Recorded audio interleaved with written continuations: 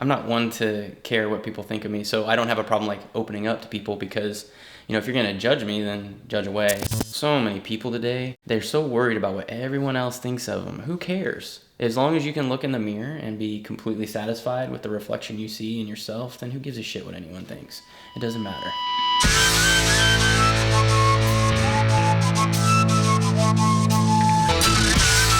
I like adrenaline, but I'm still a kid at heart. There's a lot of freedom in riding. I don't do anything halfway. Like, I just don't know how. You can't go out there with a fear of getting hit or crashing. Otherwise, you're not gonna enjoy it. What's the point of getting on the bike in the first place?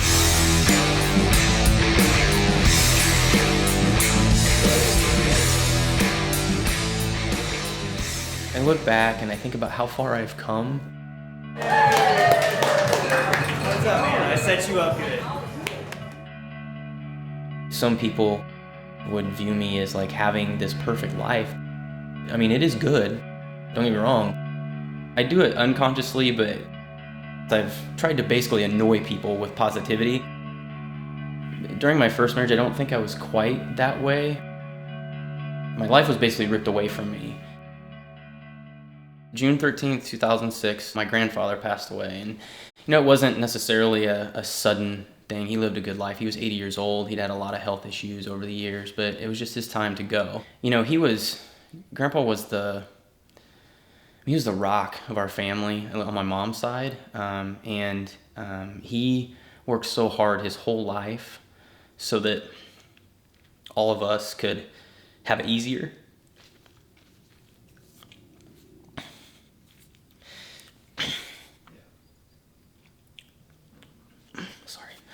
So, I'm not over it today, but I was far from over it then.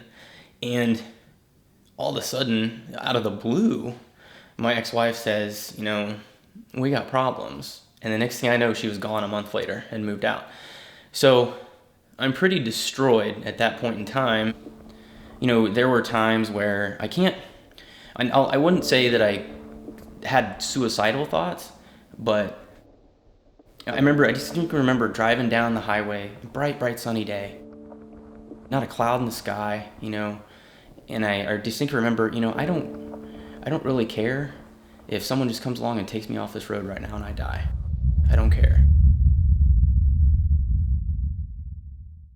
And then I met Lindsay. The first time I saw her, I fell in love with her. It was instant. I saw her walking across the street, my mind was blown. We're very different people, but at the same time, we have so many commonalities that just gel perfectly. I tend to argue with emotion. She uses logic and rationale, and it drives me crazy because this, and this happened, and I'm upset about it, and she will look at the other side of it and argue for the other side, and it is so frustrating. I'm like, just once, can you just agree with me, please?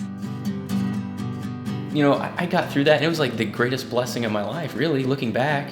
I met my wife, got closer with my family, and now I have a son. Suck it up, princess.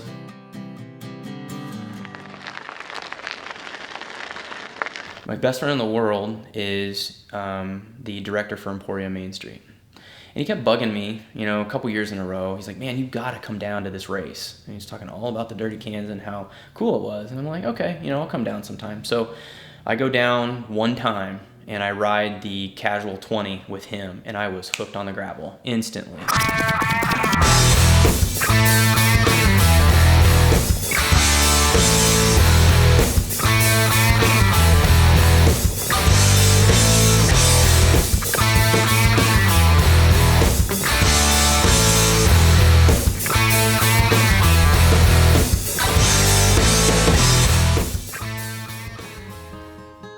I go into my own world. We're all just people out there trying to make it work. Last year during the race, I got a text from my dad, and I pull it out of my pocket and rolling down the road, and I look at it, and I actually pulled over and replied to him because he said, you don't have anything to prove to anyone. And I said, yes, I do, Dad. I'm doing this for me. When you're an adult, every day and every week, every month, every year is about battling and trying to find time for your family. There is nothing like walking in the door, see him smile, and he'll say, hi, Dada, and it's the greatest feeling in the world.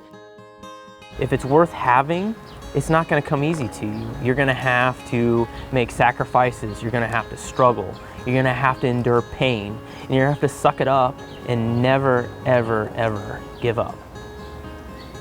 It's scary to think about. Honestly, I've had that thought before. I wonder where I'd be if I hadn't come out of that. I guarantee you this, it'd be the exact opposite of where I'm sitting right now. Exact opposite. You go, I will be behind you. And dark clouds never seem to find you. When the day back in mind, when the skies are blue.